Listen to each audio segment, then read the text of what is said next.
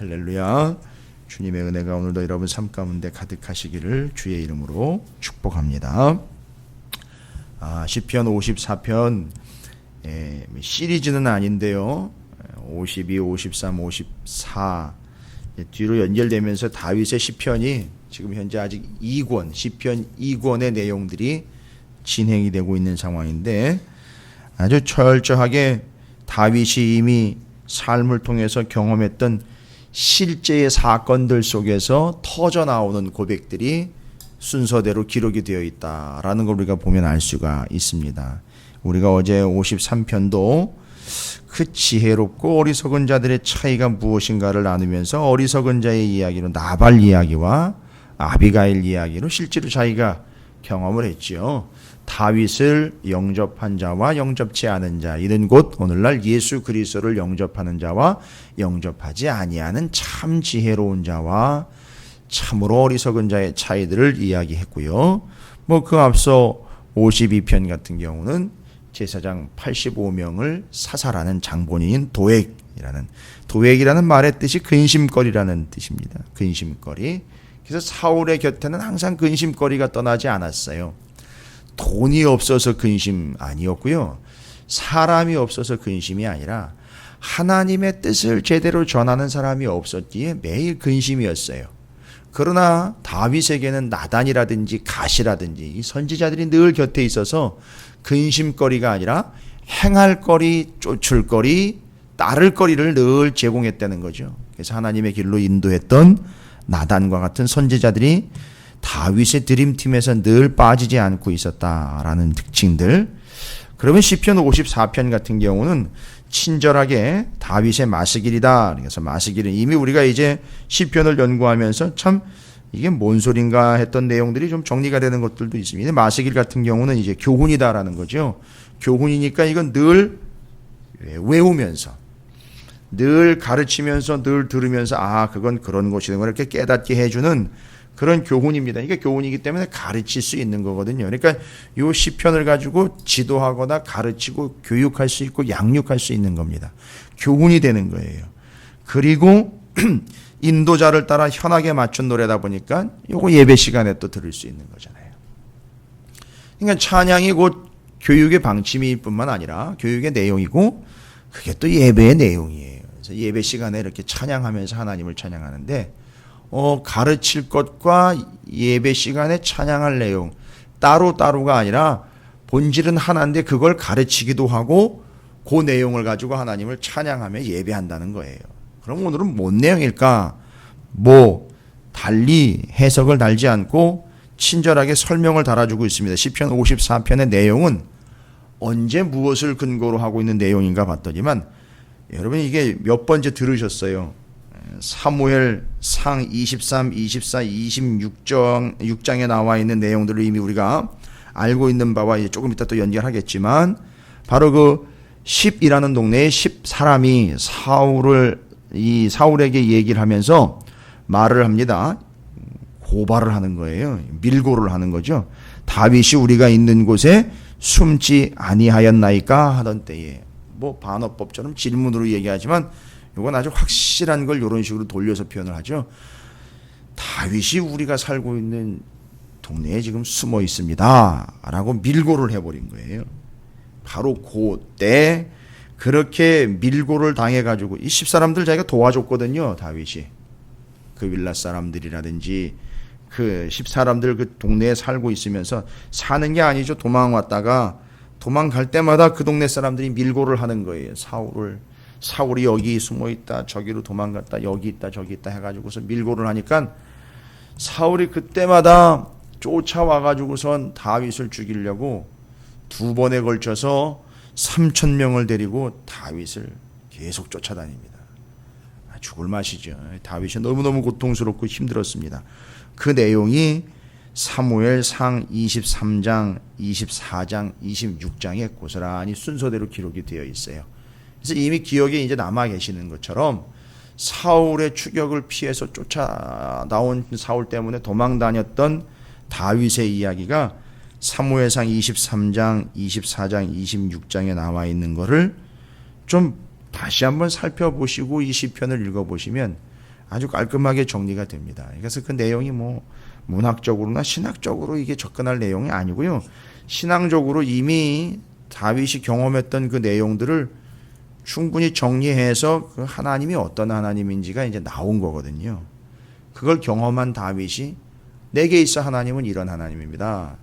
결론적으로 이야기 드리면 오늘 시편 54편의 결론은 뭐냐 하면 다윗이 하려고 한 내용은 4절의 말씀입니다. 이 4절이 쉽게 얘기 드리면 사무엘상 23, 24, 26장을 겪고 난 다음에 54편을 요거 기록하려고 기록한 거예요. 4절에 하나님은 나를 돕는 이시며 주께서는 내 생명을 붙들어 주시는 이시니이다. 참 기가 막힌 표현인데 하나님은 나를 돕는 이시래요. 잘 보시면 사무엘상에 자기가 도망가는 데마다 십사람이라든지 어떤 사람들이 사울에게 밀고 해가지고 전혀 도와주는 사람이 없잖아요. 그런데 유일하게 도와주는 이는 하나님이시다. 이게 나온 거고요. 그 다음에 주께서는 내 생명을 붙들어 주시는 이시니이다. 사울은 자꾸 자기를 쫓아다니면서 내 생명을 떨궈내려고 하는 자 아닙니까? 내 생명을 쫓아다니며 나를 죽이려고 하는 자인데 하나님은요 오히려 그 내 생명을 붙들어 주시는 분이시다. 이게 다 경험에서 나온 거예요. 그 경험에서 나온 고백입니다. 그러면 뭐 오래 걸리지도 않고요. 내용이 많지도 않습니다. 23장 사무엘상 23장 24장 26장에 나와 있는 실질적인 내용들을 좀 보시면 다윗이 그 일날을 구원한 23장 19절에 보면 이렇게 나와 있어요. 요 타이틀처럼 그렇게 기록이 되어 있습니다. 그때에 10사람이 기브아에 이르러 사울에게 나와 이르되 다윗이 우리와 함께 광야 남쪽 하길라산 숲을 요새에 숨지 아니하였나이까? 그러하온즉 왕은 내려오시기를 원하시는 대로 내려오소서.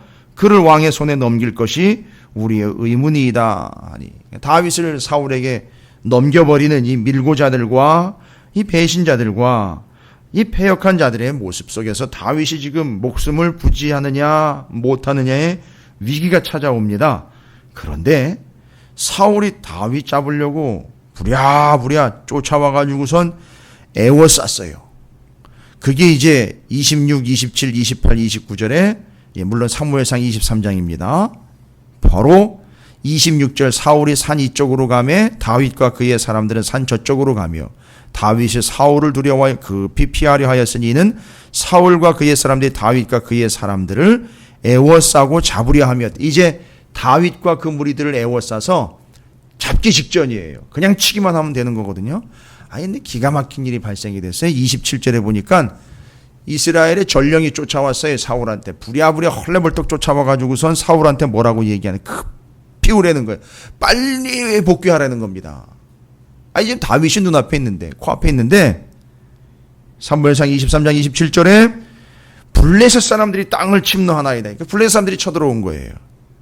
이에 사울이 다윗 뒷쫓기를 그치고 돌아와 블레셋 사람들을 치러 갔으므로 그것을 셀라 하마느곳이라 칭하니라.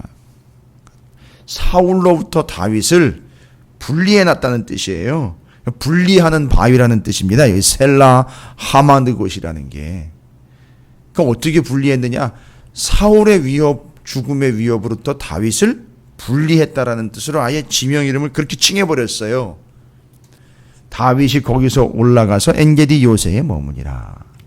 왜 하필 그때 다윗이 죽음의 직전의 상황에 블레셋이 사울을 쳐들어온 거예요. 이스라엘을 쳐들어온 거예요.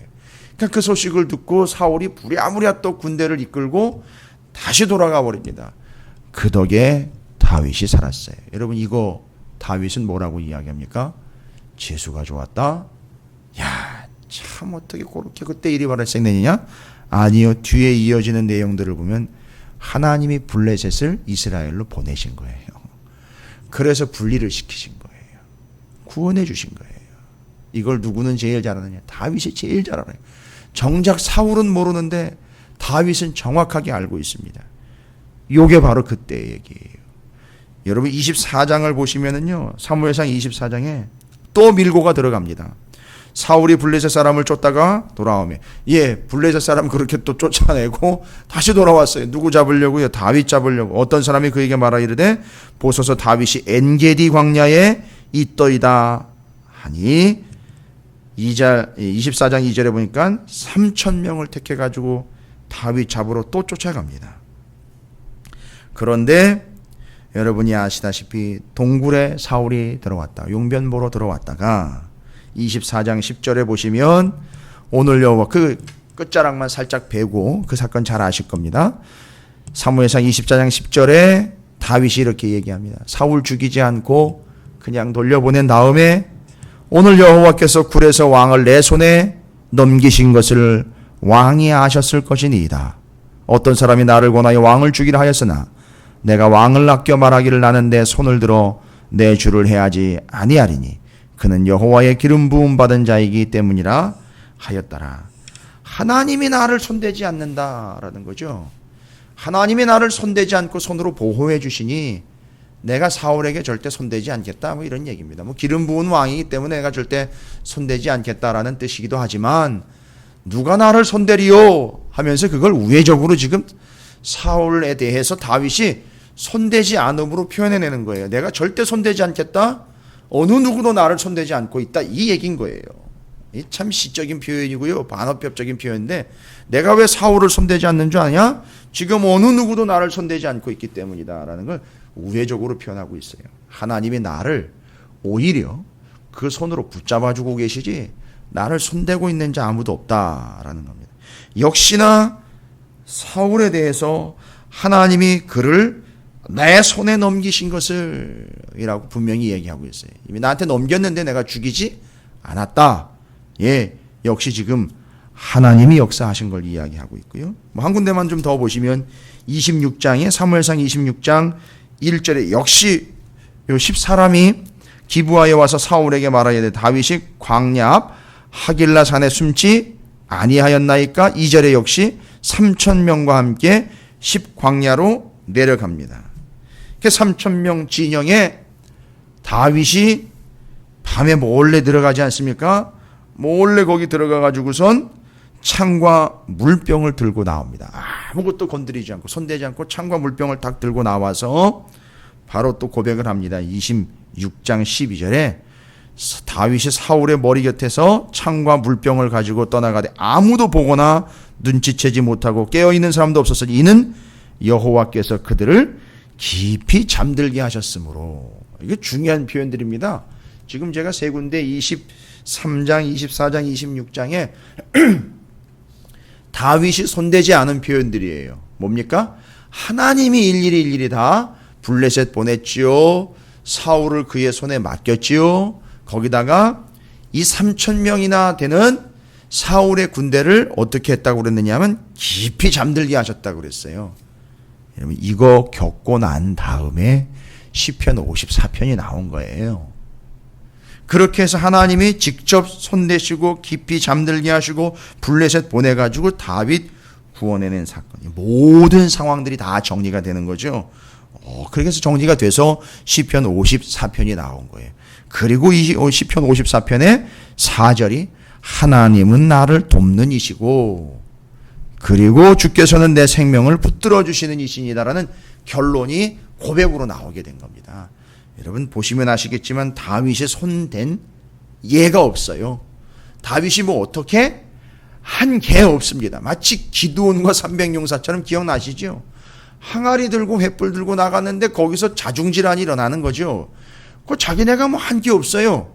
마치 그것처럼 다윗도 자기가 한 게 없습니다. 하나님이 다 손대가지고 하나님이 도와주신 거예요. 하나님이 거둬주신 것이고 하나님이 손대신 것이고 하나님이 보내신 것이고 블레셋도 하나님이 일으키신 것이고 심지어는요 3,000명에게 깊은 잠을 주신 것도 하나님이라는 걸 다윗은 이미 지나고 난 다음에 다 고백을 하고 있는 거예요. 거기 어디 자기의 손이 비집고 들어갈 틈이 있습니까? 아니요. 자기의 손은 비집고 들어가는 게 아니라 자기의 손은 모아서 기도하는 것밖에는 방법이 없었던 거죠.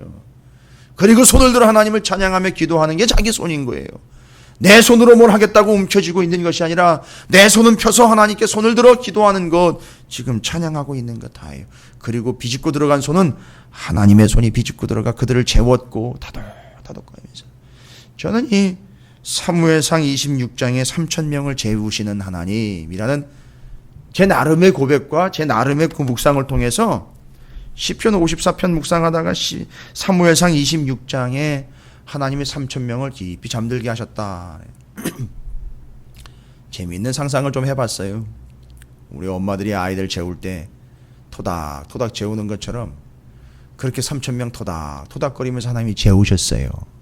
그리고 다윗이 거길 들어갔다 나왔는데 아무도 몰라요. 마치 이것처럼요.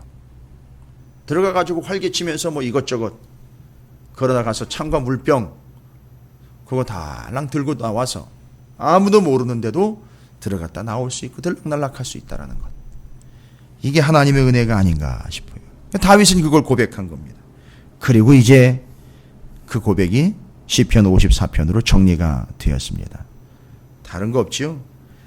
여기서 이제 다윗이 이야기합니다. 이런 하나님이기 때문에 내가 할 수 있는 거는요, 앞에 1절부터 3절이 내가 할 수 있는 건 기도밖에는 없습니다 이거예요. 지금 손들어 기도하는 내용을 기도의 내용으로 1, 2, 3절을 이야기하는 거예요. 4절의 확신이 근거가 돼서 1, 2, 3절은 그냥 바라는 바가 아니라 다윗이 그렇게 그 확신을 가지고 기도하는 실질적인 기도의 내용입니다.